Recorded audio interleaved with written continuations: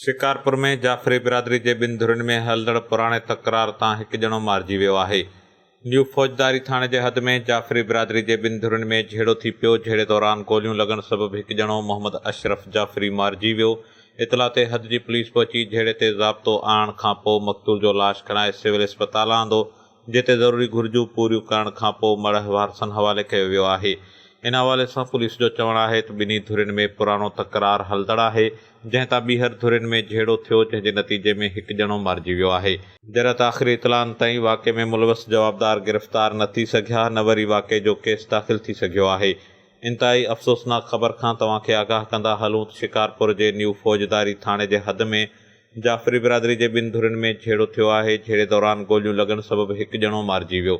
इतला ते हद जी पुलिस पहुची झेड़े ते ज़ाब्तो आंदो ऐं मारिजी वियल मोहम्मद अशरफ जाफ़री जे लाश खे तहवील में वठी सिविल अस्पताल मुंतक़िल कयो, जिते पोस्टमार्टम करण बाद मड़ वारसनि हवाले कयो वियो आहे। इन हवाले सां पुलिस जो चवणु आहे त ॿिन्ही धुरियुनि में पुरानो तकरार हलंदड़ आहे, जंहिं तां ॿीहर झेड़ो थी पियो, जंहिं जे नतीजे में हिकु ॼणो मोहम्मद अशरफ मारिजी वियो आहे। होॾां आख़िरी इतलाउनि ताईं पुलिस वाक़े में मुलवस जवाबदारनि खे गिरफ़्तार करे न सघी, न वरी वाक़े जो केस दाख़िल थी सघियो आहे। HSTV news Shikarpur.